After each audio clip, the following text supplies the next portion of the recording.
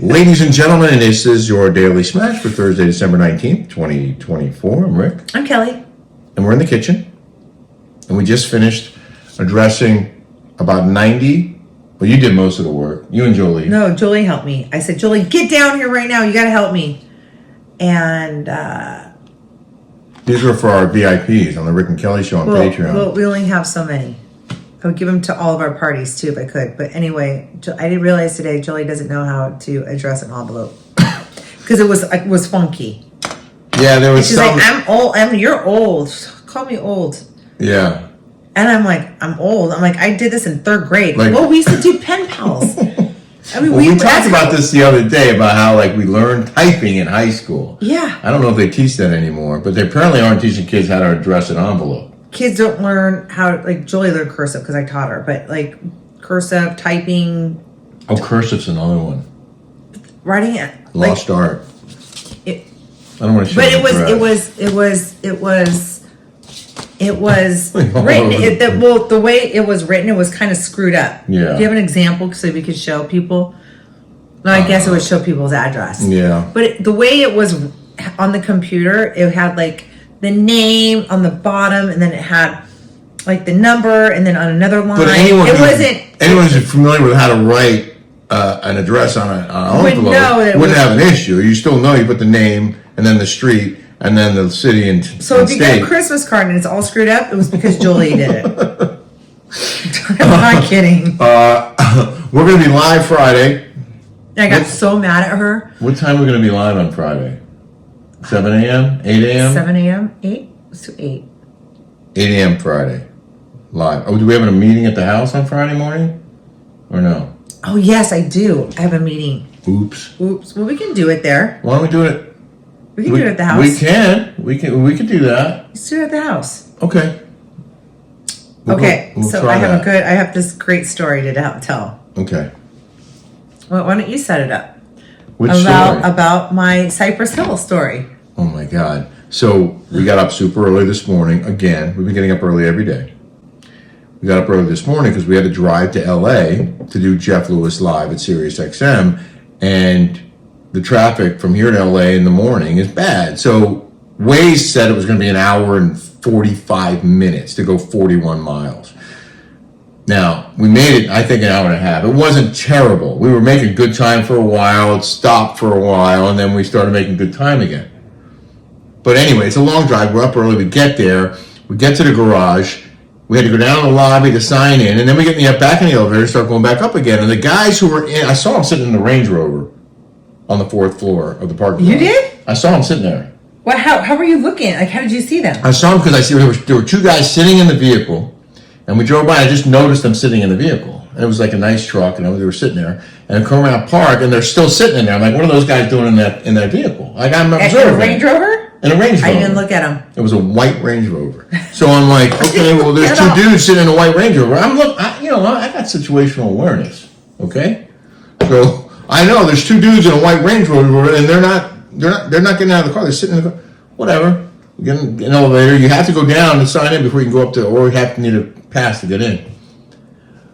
So we go to the lobby, you sign in, come back up the elevator on the 4th floor. The doors open, and there's those two guys. No, it goes, choop, and all of a sudden, a rush of weed smoke. It was hardcore, skunk. It was just hit us in the face. It was like someone went like this. They reeked of weed, okay? So they get in the elevator and I go, whoa! And I did too. And I go, whoa! It was like this. And I go, and I looked at the guys and I go, and because the smoke was so powerful, it looked like someone like this, it was just like that. And I go, roll it up, smoke it up, light it up, inhale, exhale, in the elevator. And the guy looked at me and he goes, I know you. To me. I go, oh, you do? And he goes, yeah. He goes, you're on that Bravo show. And I go, I was. And I go, who are you? And he goes, I'm Be Real. And I go, oh my God! I go, I just sang your song to you. that Be Real Cypress Hill. That she sang a Cypress Hill song. I sing a Cypress to the Hill guy song. who's Be Real, who sings that song on stage. I was freaked out. And I go, oh my god, I gotta take a picture with you. So we get up to the I put it on Instagram. SiriusXM level. And he was totally cool, right? Picture. So then he was cool, yeah. So then I go to the bathroom and I walk down and I see John Hill. I almost wanted to go.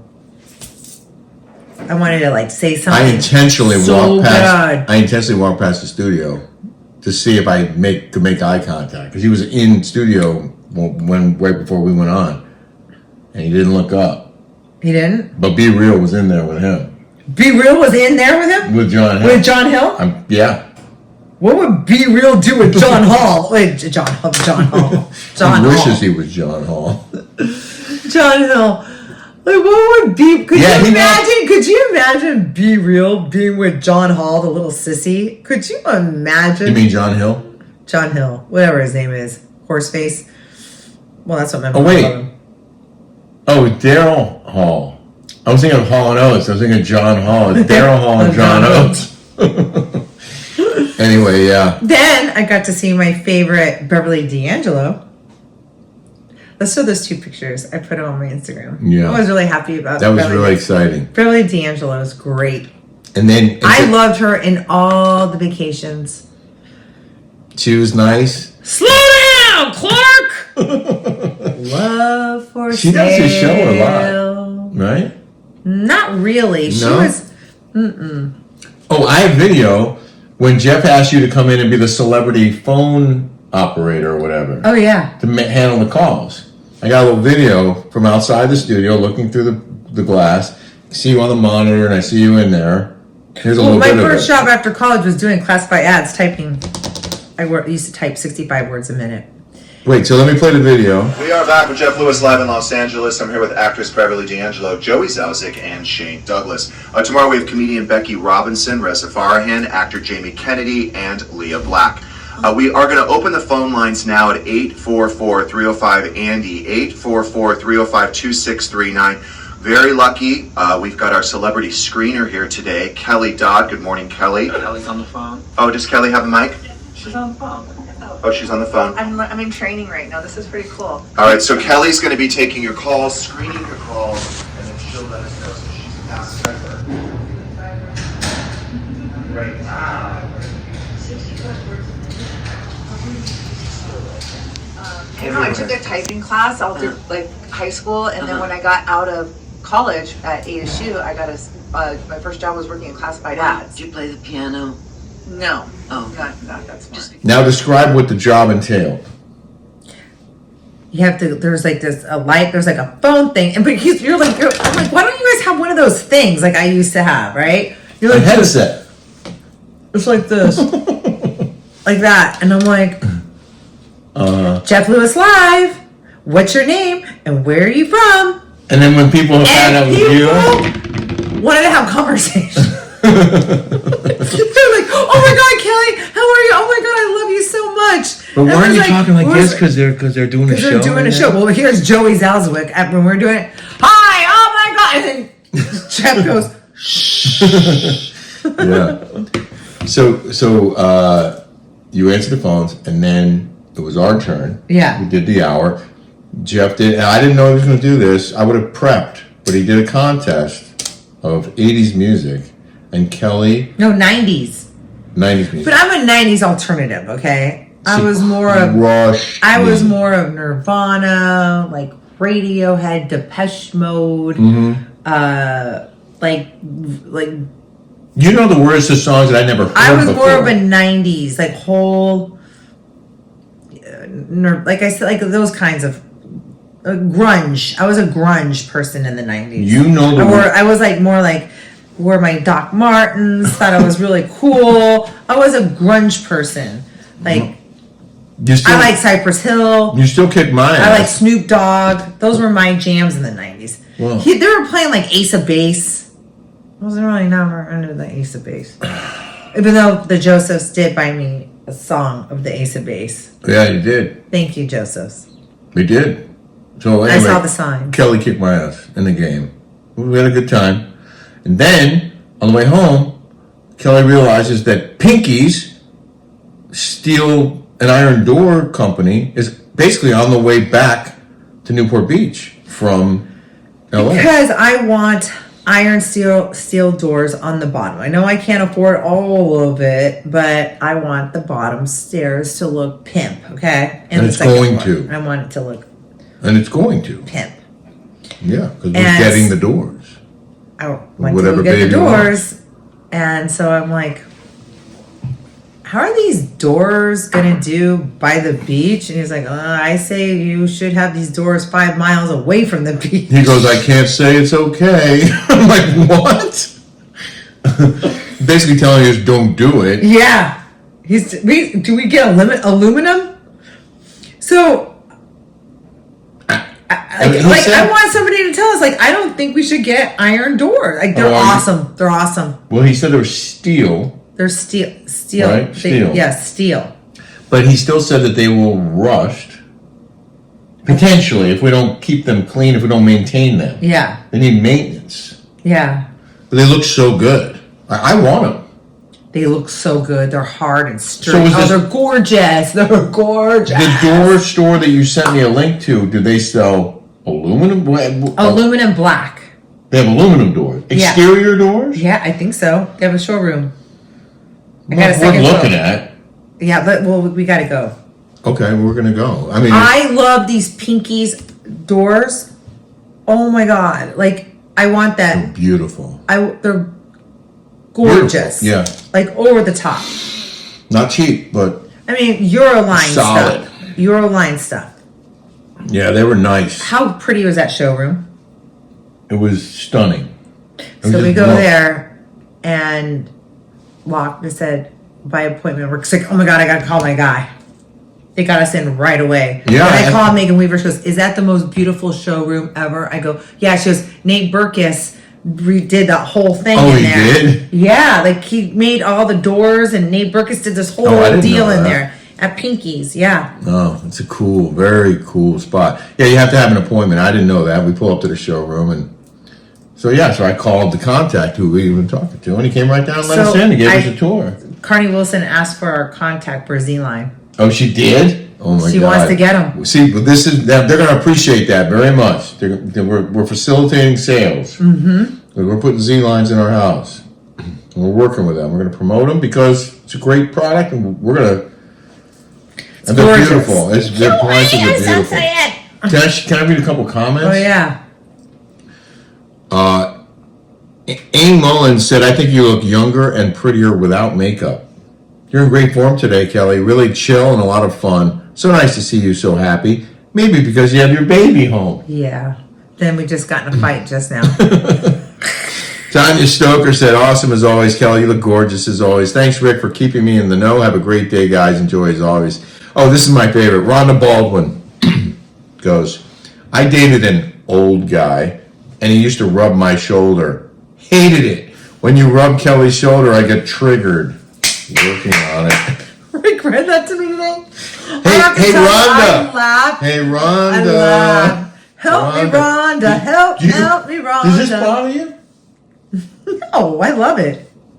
See that? She dated an older guy because she didn't like him. Look, She Rhonda. had to. Look, Rhonda. What else can I not rub? What else triggers you, Rhonda? Come on, Rhonda. Help me, Rhonda. Hateful Canadian wrote, "Morning. Thanks again for another great show. Just wondering, what's the holiday schedule look like?" Oh my God. I don't know. We're going to go to Mass. Midnight. Midnight Mass on Christmas Eve. Yeah. As a Jew, I don't really know the rules. And then we're going to go for Christmas. We're going to go to, I'm going to make, she bought 2 prime ribs. Julie? Yeah, I told her to make it. Are we going to go to Julie's for Christmas? Yeah. Okay. Well, we have a designated driver. Julie. Uh-huh. I called the insurance company today to make sure that Julie could drive our car while she's We here. had a bet coming back from Chick-fil-A. But if I hadn't called, because you have to basically ask permission. They said it's like a... On an honor basis. Yeah, but like a short-term thing. Like, well, she lives in Paris, but she's home for a month. And if you say, she's okay to drive your car for that month, then it's okay for her to do it. But I have to basically let them know that she's here, and she may or may not be driving our vehicles while she's here. And now she's covered. Yeah. As a thank you from USAA, because I've been with them for 47 years. 37. No, then she was wrong. I signed up when I was As 16 old as years me? old. Huh? As old as me? No, the lady on the phone said. I know, I'm saying, if you had as long as me. As old as me. As old as I am. Yeah, almost. I was 16 years old. I'm 64. That's 40, 48 years. 47 years I've been with 49. USAA. Wow. I'm old as mold. And Kelly looks at me today. We're driving to Huntington, and she goes, I'm like, yeah, I'm going to be 65 in a month. She goes, wow, that's old. Like looking at me with concern. And then I'm like, well, I don't think I look old. Well, old. Because you see these things and they're like, if you are 70 years old, you have 30 more weekends left and 24 days left. Well, it's like they break it down. Where like, if you're 70 years old, your time is right now. You have think about how fast 30 years go. I am maximizing my time right now. I am having the time of my life. This is the greatest time of my life. I'm not saying. I'm just saying when you see these like Instagram, these TikToks or whatever, it's like tick tick tick tick tick tick tick tock tick tock. Listen. So, but I was talking about like how fast 30 years has gone by, right? 30 years has gone by like that. But you did say that I don't look old. No, I was complimenting you. Yes, you were. Don't act like I was a negative Nancy. No, you weren't. I was like, no, I'm just reminding I'm telling our smashers that you were very complimentary in the car. I was very complimentary. I have a serious question for you from one of our smashers. Sure. From Cheryl Burns. I wanted to ask you, Kelly, if you could do something because you have great taste, yet you can be thrifty too. Can you tell us your favorite go-to gift ideas for Christmas? Things that you buy that aren't too expensive and a few that are. I trust your judgment and taste, so I'm hoping you will. Thanks for all the creative and fun things you do daily for us smashers. Oh, let me see. I buy, I buy. What are you looking for right now? Well, where is that Joe Malone thing? Oh, this is garbage. Uh-oh. I didn't mean to put you on the spot. Oh, I like this oxygen infuser. It's pretty good for your wrinkles, unsagging skin, blemishes, and inflammation. That doesn't look cheap, though. I'm just saying, I didn't buy this as a gift. I got it as a gift. Oh, you got it as a gift. Jody bought it for me. I don't even know how much this thing's cost. How much is this thing? We found some cool stuff when we went to the dollar store. So, honestly, I like candles. I like when people give me I like candles. Mm-hmm. I like wine. I like champagne. I like you can't go wrong with booze unless they're alcoholics. I like robes. I like slippers. I give a lot of slippers. I get pajamas. Mm-hmm. I like to give things that people don't want to buy for themselves. Really, nobody really like. All right, that's a good list. Yeah. Reality TV lover Kelly, can Jolie come guest co-host with you on an episode of The Smash while she's home? I would love to hear about her new life in Paris. Yes, I'm going to do that on Patreon though. On Patreon, she's our special guest. So we get to go like this week. Yeah, this week. Julie's our special guest. Jolie Dodd will be the special guest on this week's Rick and Kelly show on Patreon. Hope you'll sign up. Jackie Bischoff, being from South Jersey, I do not call that a boardwalk. I call it a big sidewalk. LOL, nothing like living at the beach. It's not a big sidewalk. It's called a boardwalk. It is a boardwalk. Well, someone said we're from Middle America. It's called something else. Someone said that we are from Middle America. I don't think I have that one. And I'm sorry, but I grew up in San Diego and we called it a boardwalk. We call it a boardwalk because you can walk, you can surf, you can skateboard, you can rollerblade, you can ride a bike. And I've lived here on the beach since Jolie was 4. Okay, in Newport Beach. Uh-huh. So it was in Southern California. They don't call it a boardwalk. I had a hard- In Newport Beach, we do. I had a hard time calling it a boardwalk because there's no boards. It's concrete. But it is, It's called a call it a boardwalk boardwalk. in Newport Beach. apparently. That's where we saw the cops on the Instagram with the radar gun when there was no one on it. We're from Middle America. I'm not from Middle America. I'm from Arizona. On the Instagram. And then we had a couple of... I wouldn't call Arizona Middle America. I call Missouri, Oklahoma, St. Louis, Ohio. I'd call Nebraska. I call that Middle America. Liz Carson, about the Heather Dubrow story you did yesterday. Oh, yeah. That's not an exclusive. It's barely a story. Well, Jeff Lewis wanted me to tell the story on his Sirius XM. On Sirius XM. I didn't bring it up. He brought it up. Millions of listeners. Millions of listeners. Yeah. The story is that she is coming back. But why?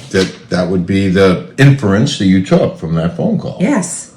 That the call was... You're coming back. Where are you? You're coming back. Congratulations. Yeah.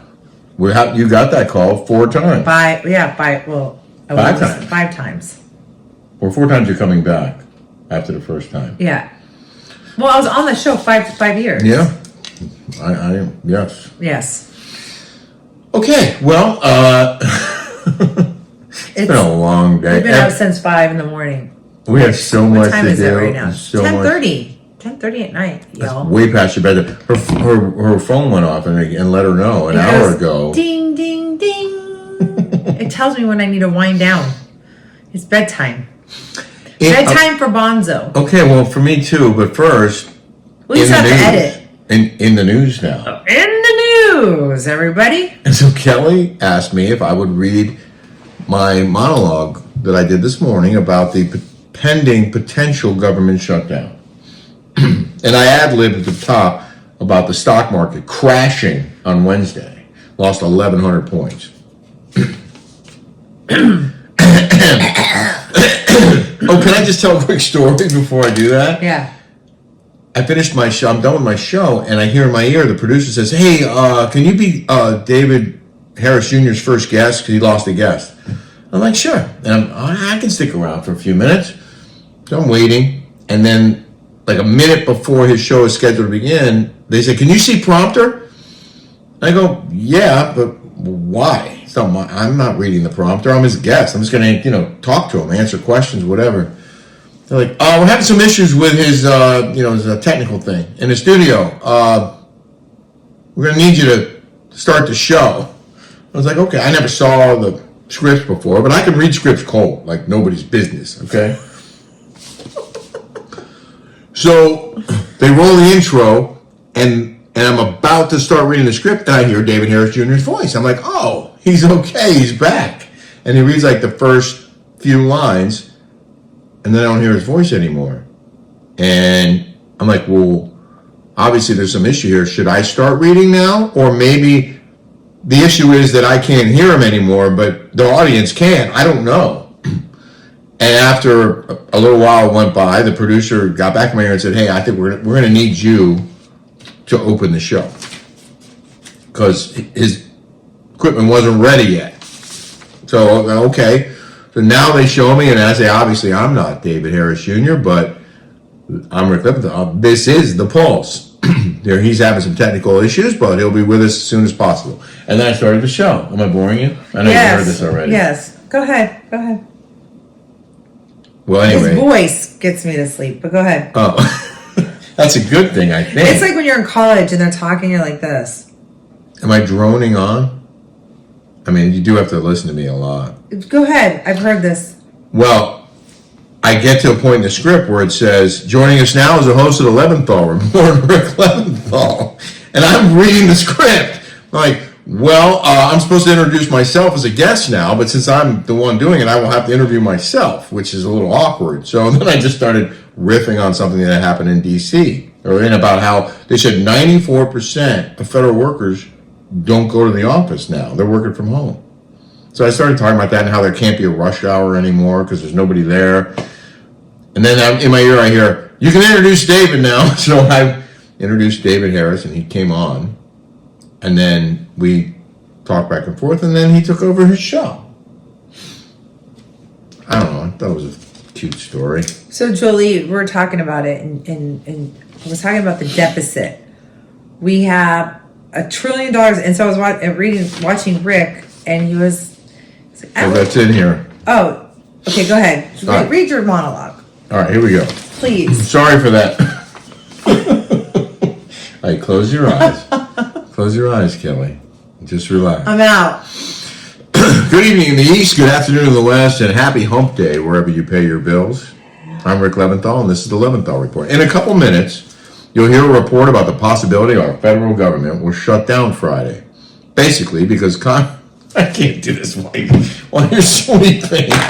It's my bedtime. I've been up since 5 a.m. I'm exhausted. I'll tell you what, you want to hear my monologue? Tune in to the Leventhal Report, 4 p.m. Pacific, 7 p.m. Eastern. It's going to be a great show today on Thursday.